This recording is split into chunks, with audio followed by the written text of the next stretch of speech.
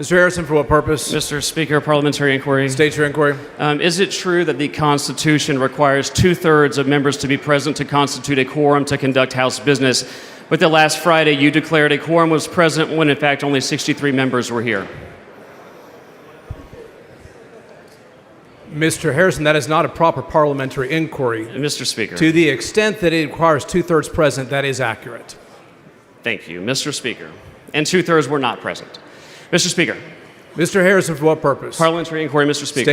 State your inquiry. Is it true that we have a general state calendar today for the first time, and that HB 195, which was the very first bill on our very first ever general state calendar, that the lead author is a member of the minority party?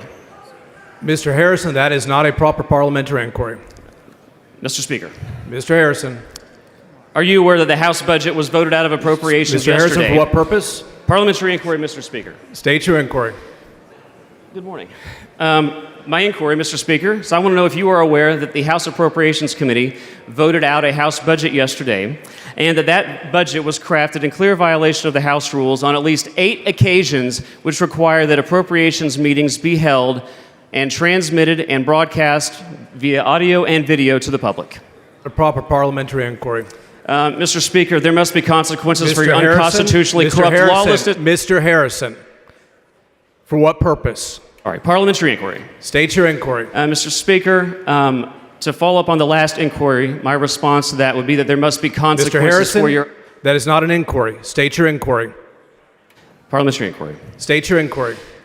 Do you or do not agree, because I do, there must be consequences for unconstitutionally corrupt lawlessness, and Mr. Speaker, I change and I now move to vacate the chair.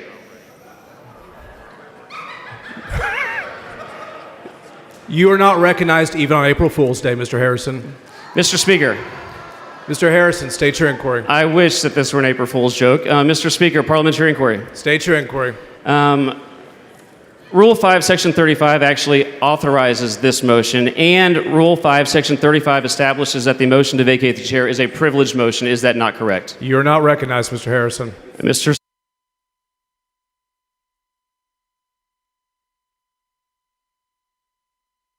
Mr. Harrison, a question of privilege must be raised by resolution. If you have a resolution, go ahead and file it.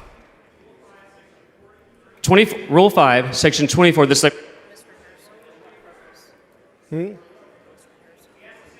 Mr. Harrison, for what purpose? A proper parliamentary inquiry. State your inquiry.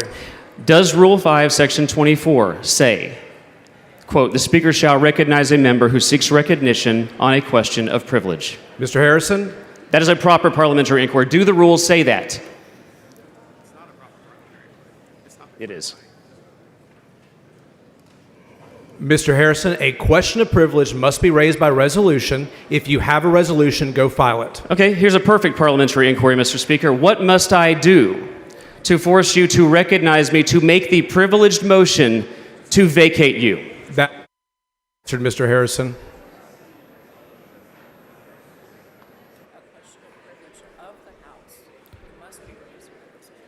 A question of privilege of the House must be raised by resolution. Mr. Speaker. Mr. Harrison, for what purpose? Why do you refuse to answer these points of parliamentary inquiry that are proper? Mr. Harrison, that has been answered. Final point. Mr. Harrison, for what purpose? You know the House rules stipulate what I just said. Cutting off the mic, or is your staffer cutting off the microphone, Harrison, Mr. Speaker? For what purpose? My constituents pay for this microphone. Mr. Harrison, who's cutting for what it off? Purpose? You or this? Mr. Harrison, for what purpose? I would invite every member who opposes corruption to sign the motion to vacate you.